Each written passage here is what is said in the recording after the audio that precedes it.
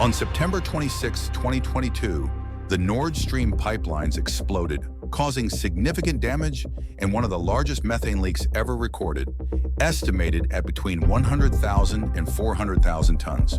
The European Union immediately condemned the act as sabotage against critical European energy infrastructure. Various suspect countries were initially considered, including the United States, Russia, and Ukraine. However, recent investigations by German investigators have pointed to a Ukrainian connection to the sabotage. In August 2024, the Wall Street Journal claimed President Zelensky approved the operation, although he later tried to stop it. Despite strong denials from Ukrainian authorities and a large number of factors casting doubt on such a conclusion, the investigation is now focused only on the Ukrainian version. This video challenges the German investigation, suspicion that they ignored significant evidence, and challenges you to determine for yourself who may be responsible for this devastating attack. In the first part of this video, we will provide a detailed chronological analysis of the events leading up to the explosions, examining each significant occurrence by date to understand the broader context and the sequence of actions that culminated in this critical incident. Here is a map of the Baltic Sea, where the future pipeline will be laid. The red lines on the map represent the borders of the exclusive economic zones of the Baltic states. The entire sea zone is divided among Denmark, Germany, Poland, Sweden, Lithuania, Latvia, Estonia, Finland, and Russia. You may notice that only two countries, Denmark and Russia, have additional economic zones. Please remember this information because these two additional zones are directly related to future events. The Nord Stream gas pipeline project was initiated in 1997, and after years of securing approvals, completing designs, and conducting environmental studies, construction commenced in 2010. The first line, Nord Stream 1, was officially launched in November 2011 with the opening ceremony in Lubmin, attended by German Chancellor Angela Merkel, Russian President Dmitry Medvedev, French Prime Minister François Fillon, and Dutch Prime Minister Mark Rutte. Nord Stream 1's operator is a specialized company, Nord Stream AG, which was registered in Zug, Switzerland, in November 2005. The company's shareholders are the Russian gas company Gazprom, 51% of shares, the German companies Wintershall Dea and PAG Infrastructure AG, the Netherlands company NV Nederlandse Gasunie, and the French NG. The total cost of building Nord Stream 1, both the land and sea sections, was in total 14.9 billion euros. At the beginning of 2012, Nord Stream AG, the gas pipeline owner, began a feasibility study to expand the Nord Stream gas pipeline, later named Nord Stream 2. In February 2014, Russia occupied Crimea and Donbass. In March 2014, the European Union imposed sanctions on the sale of Russian gas to Europe in connection with Russia's occupation of Ukrainian Crimea. In response, Gazprom announced in January 2015 that the Nord Stream 2 expansion project had been suspended because the existing Nord Stream 1 pipeline was only half operational due to EU sanctions against Russia. Nevertheless, in June of the same year, Gazprom signed an agreement with Royal Dutch Shell, E.ON, and OMV to construct Nord Stream 2. Ukraine, Slovakia, and Poland categorically opposed the signing of this agreement. 2 years later, in April 2017, the consortium of Uniper, Wintershall, ENGIE, OMV, and Royal Dutch Shell signed a financing agreement with Nord Stream 2 AG, the Gazprom subsidiary responsible for developing the Nord Stream 2 project. In January 2018, Germany granted Nord Stream 2 permission to build and operate the pipeline in German waters and in the coastal areas near Lubmin. In May 2018, the construction of the Greifswald endpoint in Germany began. Since the beginning of 2019, the construction of Nord Stream 2 has experienced a series of problems and obstacles.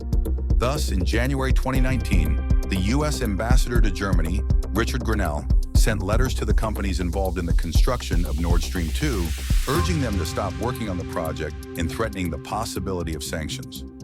In December 2019, Republican Senators Ted Cruz and Ron Johnson also called on the owner of offshore pipeline operator Allseas, Edward Garima, to halt work on the pipeline, warning him that the United States would face sanctions if he did not. In December 2019, Allseas announced that it had suspended its Nord Stream 2 pipeline activities.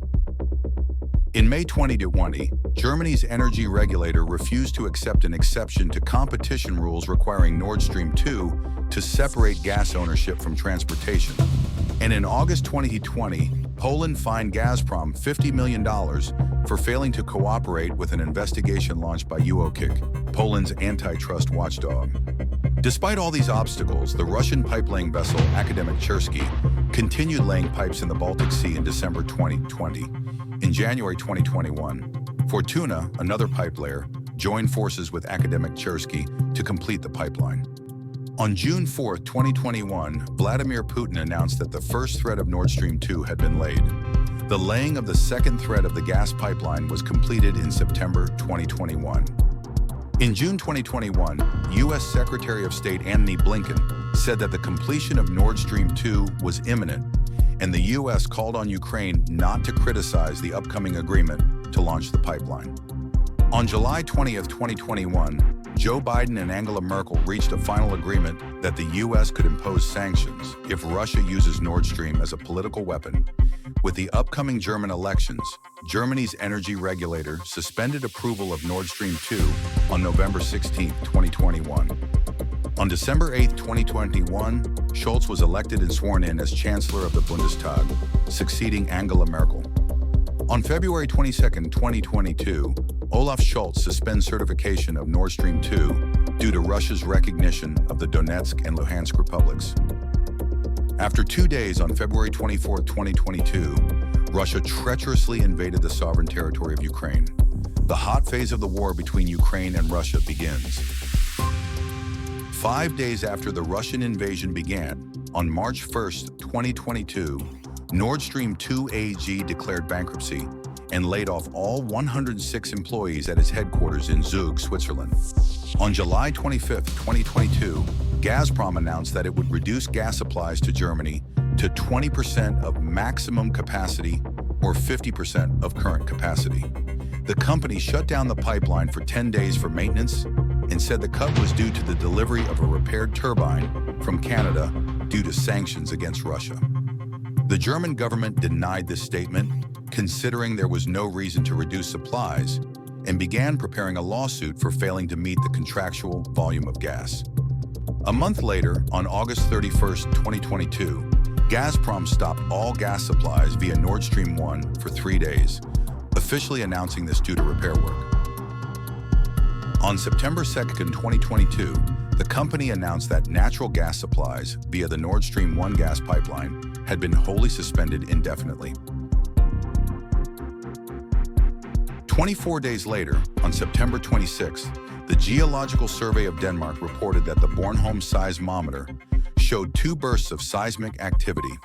The first burst was recorded at 02:03 local time with a magnitude of 2.3. The second burst was recorded at 19:03 with a magnitude of 2.1. Simultaneously, the pressure in the non-working Nord Stream pipeline dropped from 10.50 to 0.70 megapascals. Hours later, the German Nord Stream office reported a pressure loss in Nord Stream 1. The Swedish authorities discovered 2 gas leaks in the pipeline. Both parallel strands of Nord Stream 1 were severed, and the locations of the 2 leaks were about 6 kilometers, 3.7 miles apart. Unexplained large pressure drops were reported in both pipelines at the terminus in Germany. A gas leak from NS2 was discovered on the evening of September the 26th. On the morning of the 27th, 2 separate sources of leakage were identified in NS1. They took place in international waters, but within the exclusive economic zones of Denmark and Sweden. Neither pipeline was operational during these incidents, but both contained gas under pressure. Damage to the Nord Stream gas pipelines occurred 1 day before the grand opening of the Baltic Pipe gas pipeline, which will carry natural gas from the North Sea through Denmark to Poland. The grand opening of the Baltic section of the Baltic Pipe gas pipeline took place in Poland and Szczecin on September 27, 2022.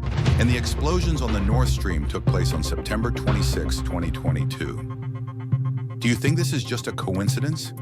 I don't. As I reflect on the events presented today, many questions arise. Who truly benefited from this terrorist attack? Have you reached any conclusions yet? I invite you to watch the second part of our investigation in the next video. Together, we'll delve into the technical details of the incident, examining whether the crew of a small sailing yacht could have orchestrated such a massive explosion. This blast was so powerful that it triggered seismic sensors and destroyed hundreds of meters of high-quality steel gas pipes, 45mm thick and encased in 15 centimeters of reinforced concrete. This concludes the first part of our investigation. If you found this insightful, please subscribe so you don't miss our upcoming episodes.